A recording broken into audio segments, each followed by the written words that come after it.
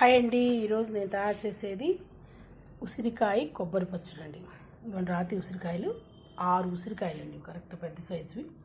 దీంట్లో కొబ్బరి అంటే పావు చిప్ప కొబ్బరి, 2 రెమ్మల చింతపండు. దీంట్లో పోపు దినుసులు ఎక్కువ వేసుకొని కొన్ని ఉంచాలి.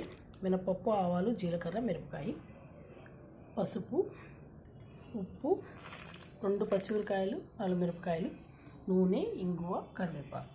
అంతేనండి, చాలా ఈజీ చేసుకోవటం.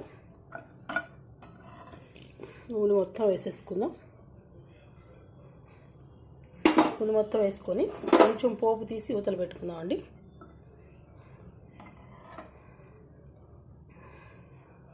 దీంట్లో కొంచెం వెల్లుల్లిపాయలు వేసుకునే వాళ్ళు కూడా వేసుకోవచ్చు.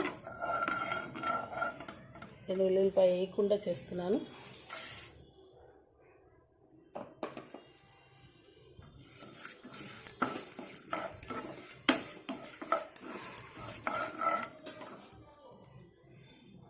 ఇలా కూడా చేసుకుంటే బాగుంటుంది అన్నీ అనిపించి చేస్తున్నాను.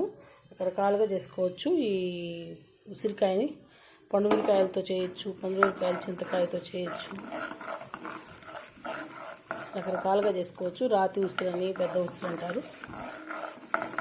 సీజన్ వైజ్గా ఇదైతే అన్నంలోనే కాకుండా దీంట్లో నంచుకోవచ్చు. అందుకనే కొంచెం దాంట్లో ఒగరుగా అనిపిస్తుంది కాబట్టి 2 రెమ్మల చింతపండు వేసుకోవాలండి, ఎక్కువ ఒక్కర్లేదు. దీంట్లో ఇంగు వేసుకుందాం. ఎక్కువ వేయను, కొంచెం వేసుకున్నాను నేను.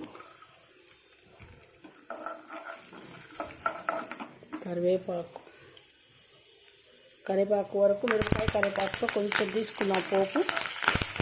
మిగతా పోపులో మిగతా అన్నీ వేసుకున్నాం. కొంచెం పోపు ఉంచుకొని చేసుకుంటే టేస్ట్ బాగుంటుంది. దీంట్లో నువ్వులు కూడా వేసి చేస్తారు. నేను నువ్వులు వేయకుండా చేస్తున్నానండి.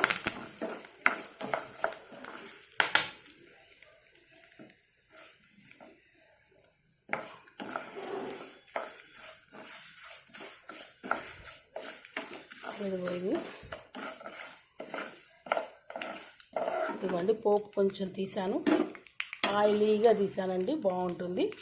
ఎందుకంటే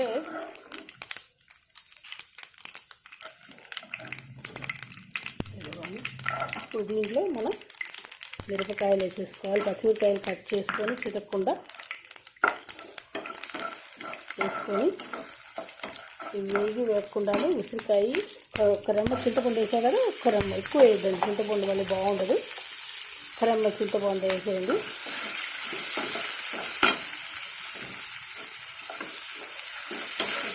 ఇది కొంచెం వేగుతుండగా కొబ్బరి వేయాలండి, మరి వేగనియద్దు. ఇంత ఉప్పు, పసుపు వేసుకొని, మెంతులు కూడా వేసుకోవచ్చు. నేను మెంతులు వేయకుండా చేస్తున్నాను, చూసుకొని చేసుకోవచ్చు. మెంతి గింజల్లో వేసుకోవచ్చు, బాగుంటుంది. మరి ఆవిరైపోయింది, కొబ్బరి వేసేస్తే ఆ నూనె అంతా. అంతేనండి, క్షణం ఉంచుదాం. చల్లగా పచ్చడి చేసి చూపిస్తాను. ఇదిగోండి పచ్చడి. కొంచెం బరకగా చేసుకుంటే బాగుంటుందండి. అంటే కొబ్బరి కదా, బరకగానే వస్తుంది. పోపు వేసుకున్నాం అనుకోండి, పోపు చూసుకొని వేసుకోండి. అంతేనండి.